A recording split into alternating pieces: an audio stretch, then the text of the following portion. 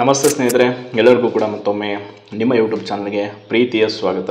ಯಾರು ಇನ್ನು ಚಾನಲ್ಗೆ ಸಬ್ಸ್ಕ್ರೈಬ್ ಮಾಡಿಲ್ಲ, ದಯವಿಟ್ಟು ಸಬ್ಸ್ಕ್ರೈಬ್ ಮಾಡಿ. ಕಾರಣ ನಿಮ್ಮ ಪ್ರೀತಿ ಪ್ರೋತ್ಸಾಹ ಇನ್ನಷ್ಟು ಹೆಚ್ಚಿನ ಸಂಖ್ಯೆಯಲ್ಲಿ ಇರಲಿ ಅಂತ ಕೇಳ್ಕೊಳ್ತಾ, KAT ಏನೋ ಒಂದು ಆದೇಶ ಇದೆ, ಅಂತಿಮ ಆದೇಶ KS ಮರುಪರೀಕ್ಷೆಯ ಪ್ರಕರಣಕ್ಕೆ ಸಂಬಂಧಪಟ್ಟ ಹಾಗೆ.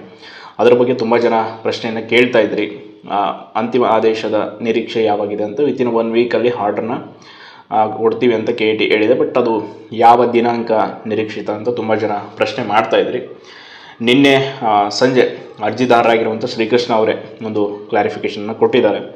ಅದೇನು ಅಂತಂದರೆ, ವಿತಿನ್ 3 ಡೇಸ್ ಅಂದರೆ ಇವತ್ತು ಸೋಮವಾರ, ಮಂಗಳವಾರ, ಬುಧವಾರ ಈ 3 ದಿನಗಳಲ್ಲಿ ಯಾವುದಾದ್ರು ಒಂದು ದಿನದಲ್ಲಿ ಜಡ್ಜ್ಮೆಂಟ್ ಬರ್ಬೋದು. ಇನ್ ಕೇಸ್ ಈ 3 ದಿನವೂ ಕೂಡ ಆಗಿಲ್ಲ ಅಂತಂದರೆ 21 ಆದ ಮೇಲೆ ನೀವು ಈ ಒಂದು KATಯ ಅಂತಿಮ ಆದೇಶವನ್ನು ನಿರೀಕ್ಷೆ ಮಾಡಿ.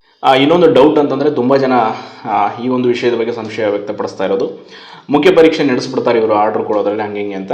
ನೀವು ಕ್ಲಿಯರಾಗಿ ನೋಡಿರ್ಬೋದು ಅನಿಸುತ್ತೆ. ಏನು ಅಂತಂದರೆ, ಮುಖ್ಯ ಪರೀಕ್ಷೆಗೆ ತಡೆಯಾಜ್ಞೆ ಇದೆ. ಎಲ್ಲಿವರೆಗೂ ಆರ್ಡರ್ ಬರೋವರೆಗೂ ಕೂಡ ತಡೆಯಾಜ್ಞೆಯನ್ನು ಮುಂದುವರಿಸಲಾಗಿದೆ. ಸೊ ಆರ್ಡರ್ ಬರೋವರೆಗೂ ಯಾವುದೇ ನಿರ್ಣಯವನ್ನು ಕೈಗೊಳ್ಳುವಂತೆ ಇಲ್ಲ.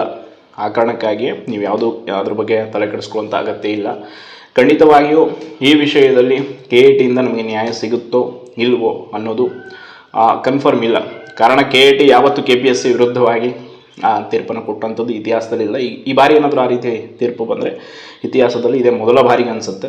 ಆ್ಯಂಡ್ ಇನ್ನೊಂದು ಇಂಪಾರ್ಟೆಂಟು ವಿಷಯ ಏನಪ್ಪ ಅಂತಂದರೆ, 25ನೇ ತಾರೀಕು ವಿಧಾನಸೌಧ ಮುತ್ತಿಗೆಗೆ ಕರ್ನಾಟಕ ರಕ್ಷಣಾ ವೇದಿಕೆ ಆ್ಯಂಡ್ ಅಖಿಲ ಕರ್ನಾಟಕ ವಿದ್ಯಾರ್ಥಿ ಸಂಘಟನೆ ಒಂದು ಬೃಹತ್ ಮಟ್ಟದಲ್ಲಿ ವಿದ್ಯಾರ್ಥಿಗಳ ರ್ಯಾಲಿಯನ್ನು ಹಮ್ಮಿಕೊಂಡಿದೆ. ಸೊ ಈ ಒಂದು KS ವಿಚಾರ ಆ್ಯಂಡ್ KPSC ಒಟ್ಟಾರೆ ಎಲ್ಲ ವಿಚಾರಗಳ ವಿರುದ್ಧವಾಗಿ.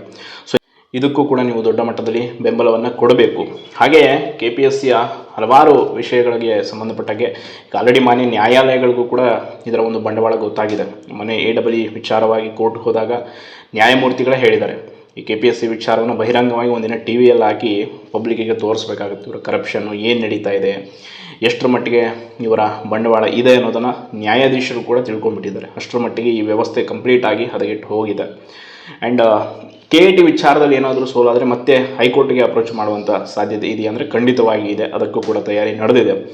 ಒಟ್ಟಿನಲ್ಲಿ ಏನೇ ಆಗಲಿ, ಪ್ರೊಟೆಸ್ಟ್ ಆಗಲಿ, ಲೀಗಲ್ ಫೈಟ್ ಆಗಲಿ, ಒಟ್ಟಿನಲ್ಲಿ ನ್ಯಾಯ ಅನ್ನೋದು ಕನ್ನಡ ಮಾಧ್ಯಮದ ಅಭ್ಯರ್ಥಿಗಳಿಗೆ ಸಿಗಬೇಕು. ಇದೇ ಒಂದು ಅಂತಿಮವಾದಂಥ ನಿರ್ಧಾರ ಆಗಿರೋದ್ರಿಂದ ಈ ಹೋರಾಟ ದಿನೇ ದಿನೇ ಇನ್ನಷ್ಟು ಹೆಚ್ಚಿನ ಪ್ರಖರತೆಯಿಂದ ಸಾಗ್ತಾ ಇದೆ.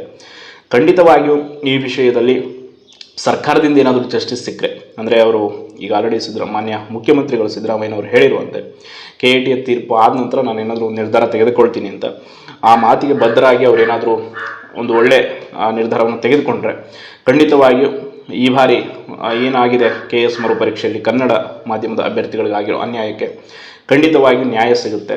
ಆ್ಯಂಡ್ ತುಂಬ ಜನ ಕೇಳ್ತಾ ಇದ್ರಿ, KATಯ ತೀರ್ಪು ಹೆಂಗೆ ಬರ್ಬೋದು, ಇನ್ ಫೇವರ್ ಆಫ್ ಸ್ಟೂಡೆಂಟ್ಸಾ, ಹೆಂಗೆ KPSCನ ಏನು ಅಂತ. ಬಟ್ ಆಲ್ಮೋಸ್ಟ್ ನಮಗೆ ಒಂದು 80% ಹೋಪ್ ಇಲ್ಲ, ಒಂದು 20% ಇದೆ. 80% ಯಾವುದೇ ರೀತಿಯ ಒಂದು ನಂಬಿಕೆ ಇಲ್ಲ. ಕಾರಣ KPSC ಆಗಿರ್ಬೋದು ಆ್ಯಂಡ್ KAT ವಿಚಾರದಲ್ಲಿ ಹಲವಾರು ಬಾರಿ ಬೇರೆ ಬೇರೆ ಪ್ರಕರಣಗಳಲ್ಲೂ ಕೂಡ ಗಮನಿಸಿದಂತೆ ಯಾವುದೂ ಕೂಡ ವಿದ್ಯಾರ್ಥಿಗಳ ಪರವಾಗಿ ಅಷ್ಟೊಂದು ತೀರ್ಪುಗಳು ಬಂದಿಲ್ಲ. ಸೊ ಅದಲ್ಲದೆ ಅಲ್ಲಿ ಏನು ವಿಷಯ ನಡೆಯುತ್ತೆ, ಒಂದು ವಾರದಲ್ಲಿ ತೀರ್ಪು ಏನು ಬದಲಾವಣೆ ಆಗುತ್ತೆ ಅಂತ ಕೂಡ ನಾವು ಹೇಳೋಕ್ಕಾಗಲ್ಲ. ಅಂಥ ನ್ಯಾಯಾಂಗ ವಿಚಾರದಲ್ಲಿ ನಾವು ಅಷ್ಟು ಈಸಿಯಾಗಿ ಏನು ಒಂದು ಈ ಗೆಸ್ ಮಾಡೋದಕ್ಕಾಗಲ್ಲ ಈ ವಿಷಯದಲ್ಲಿ, ಎಸ್ಪೆಷಲಿ KS ವಿಚಾರದಲ್ಲಿ. ನೋಡೋಣ, ಒಟ್ಟಿನಲ್ಲಿ ವಿದ್ಯಾರ್ಥಿಗಳಿಗೆ ಜಸ್ಟಿಸ್ ಅನ್ನೋದು ಸಿಗಬೇಕು ಅನ್ನೋದು ನಮ್ಮ ಆಶಯ ಕೂಡ. ಆ್ಯಂಡ್ ಅಗೇನ್ ಈ ಬಗ್ಗೆ ಏನಾದರೂ ಹೆಚ್ಚಿನ ಮಾಹಿತಿ ಇದ್ದರೆ ಖಂಡಿತವಾಗಿ ತಿಳಿಸ್ತೀನಿ ಅಂತ ಹೇಳ್ತಾ ಧನ್ಯವಾದ.